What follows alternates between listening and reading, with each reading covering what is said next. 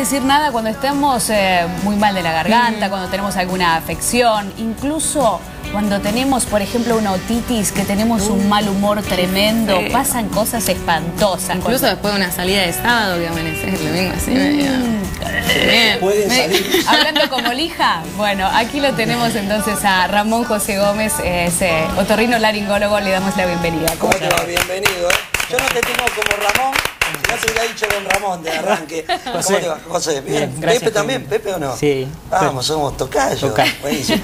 Bueno, a ver, esta época del año es propicia para agarrarte un montón de enfermedades, sí, y una es la que tiene que ver con las vías respiratorias. Claro.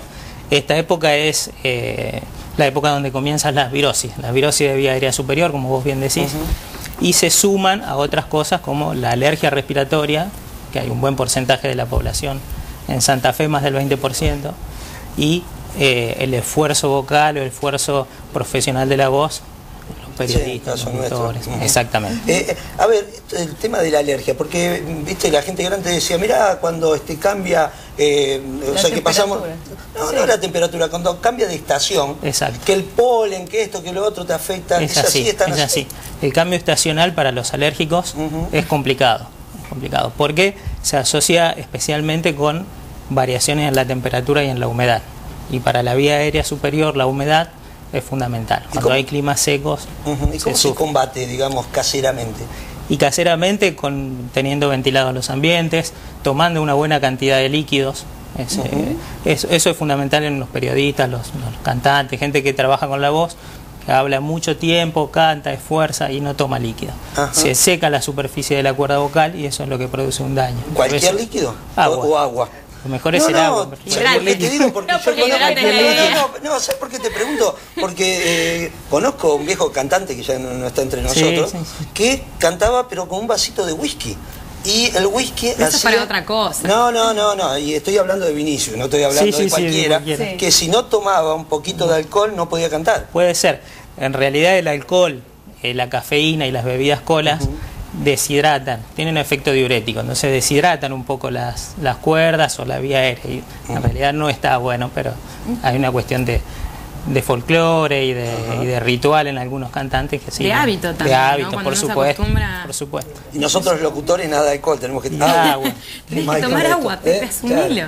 Sí, pero aparte hablábamos el Día Internacional de la Voz con Naime, esto de que en el momento que se está, por ejemplo, disertando u utilizando mucho la voz, hidratar permanentemente. Sí, tener cada media hora un vasito de agua. Los docentes, por ejemplo. Los docentes, los telemarketers, uno muchas veces no lo piensa, pero chicos los jóvenes que están muchas horas con el teléfono hablando y bueno, no es lo ideal. José, ¿qué hay de ese vapor de agua con sal que nos hacían las abuelas? Que teníamos la toalla. Sí, bueno, es una manera casera de realizar una humectación superficial en la vía aérea superior. Mal no hace, evidentemente hace bien, pero lo ideal es tomar el líquido que se ingiera. Claro. O por las abuelas te decían, mira, cuando estás resfriado te tenés que dar un buen baño caliente. Un baño caliente por lo mismo. Descongestionar. Por lo mismo, claro. Pero, a ver, no era justamente por el agua que te caía en la cabeza, sino por lo que uno inhalaba. Por la que claro, por el vapor. Claro. ¿Por qué te visitan en esta época del año generalmente? Y bueno, es una época justamente de rinitis, de sinusitis, de mocos, de alergias, en fin, después hay patologías que son permanentes, que son estacionales, y otras que son perennes. Pero esta época es para los alérgicos. Gustavo. Sí, doctor, le quería preguntar si una cuerda vocal dañada se recupera y de qué manera. Sí, una cuerda vocal dañada se recupera, no todas, y de acuerdo al daño. Si hay algo funcional, si no hay una patología orgánica, si no hay un tumor, si no hay un pólipo que haya que sacarlo quirúrgicamente, se recupera. Si no, hay que, claro, ¿se puede explicar, es posible explicar brevemente qué tipo de daño puede sufrir una de las cuerdas vocales? Y tiene que ver con la respiración también, ¿no? Claro. Tiene que ver con la respiración, especialmente las personas que no tienen un buen hábito muscular, una buena actividad física, que tienen respiraciones cortas, con un esfuerzo, que no hablan pausadamente o que respiran por la boca. La respiración bucal es la otra causa muy importante. Y las patologías que se encuentran comúnmente son desde las debilidades de las cuerdas, que se llama hipotonía de las cuerdas vocales, nódulos en los docentes, que es lo más común, que habitualmente tienen un alto porcentaje de buena respuesta con tratamiento fonoaudiológico, foniátrico, pero después hay otras, como los pólipos o la patología tumoral, edematosa, que esos necesitan un tratamiento quirúrgico. Ahora, doctor, yo noto, por ejemplo, en lo mío, que no tengo la misma voz, por ejemplo, que tenía hace 20 años atrás, sí. Que es por el mucho uso. Es por el mucho uso y es por el paso del tiempo, que es normal. Listo, gracias.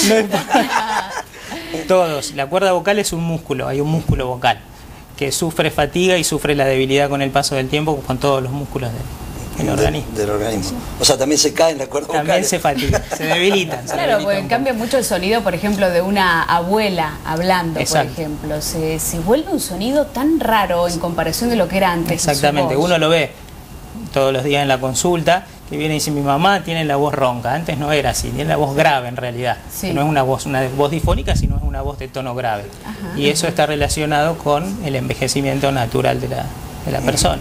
¿Qué pasa con esto de la respiración que decía, doctor?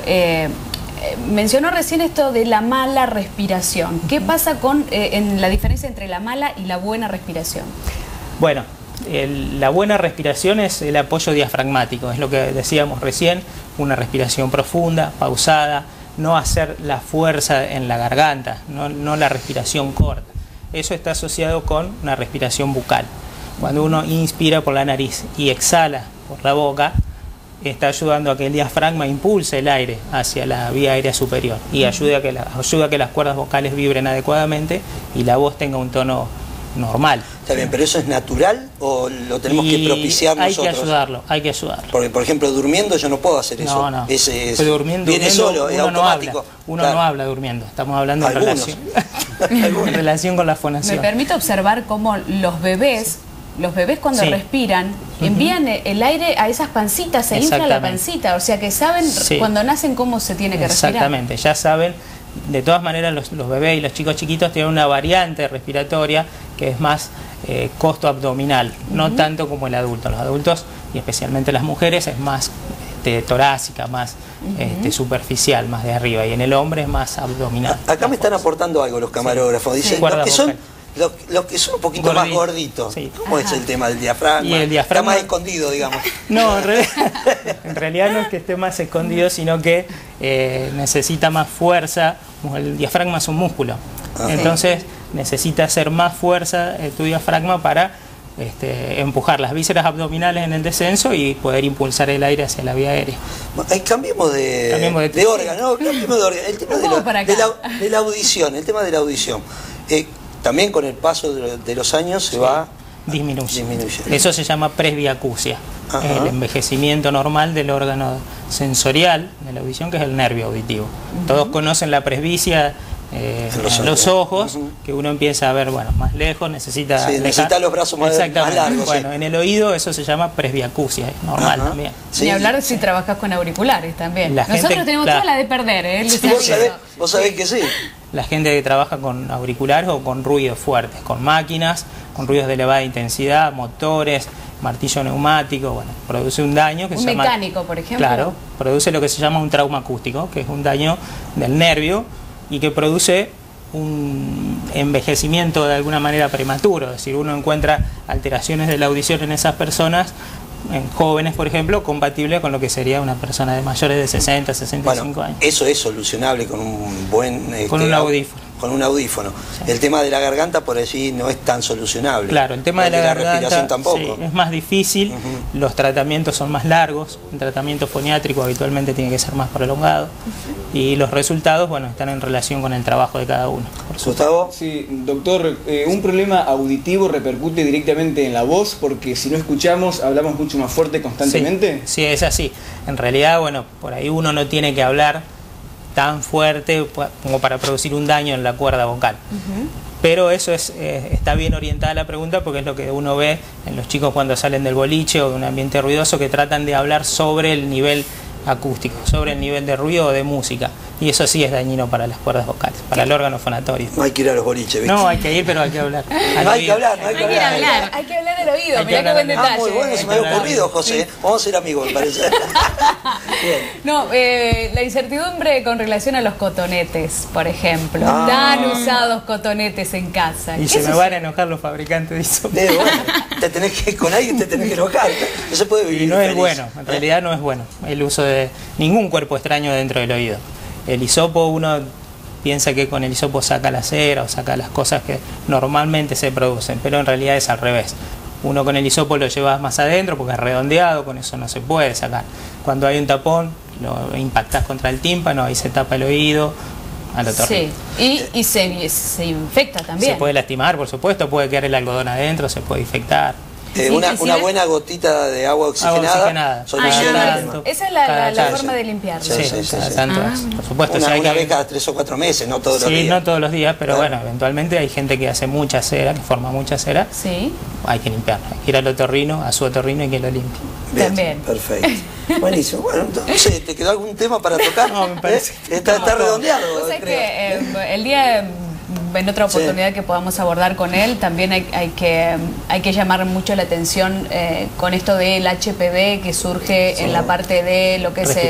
claro, los órganos sexuales, existe este virus de HPV, pero también como se da la parte de sexo oral, también puede surgir en la parte de las gargantas, ¿no? Sí, en la vía aérea también, en la cuerda vocal. Es un virus que crece en zonas de transición de las mucosas. Bueno, es medio complicado de explicar muy rápidamente, pero uno de los sitios predilectos es en las cuerdas vocales. Sí, y ese estudio, por ejemplo, ¿cómo se detecta? Se detecta con un estudio que se llama videoendoscopía laringea, donde uno a través de una fibra óptica puede visualizarlo al órgano de la fonación directamente y dinámicamente, es decir, mientras uno habla, mientras uno traga, ver cómo funcionan las cuerdas y ver si hay algún tipo de lesión. Ahí ¿Qué estamos es eso? Esas son las cuerdas vocales, una estroboscopía. Ese es otro estudio.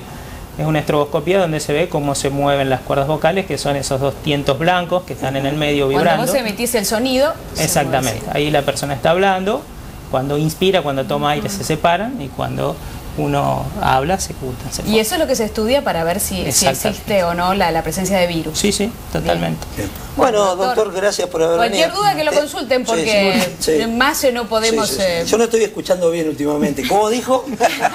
Gracias por haber venido. Gracias por invitarme a ustedes. No, por Muchísimas favor. gracias. Así lo queremos tanto, el doctor, que nos ha salvado de tanto. A mí me ha salvado de tantas cosas, Dios mío. ¿Sí? Sí, ¿Te presta plata? Es más, me ha devuelto la voz. Muchísimas gracias. No, gracias. Muchas gracias.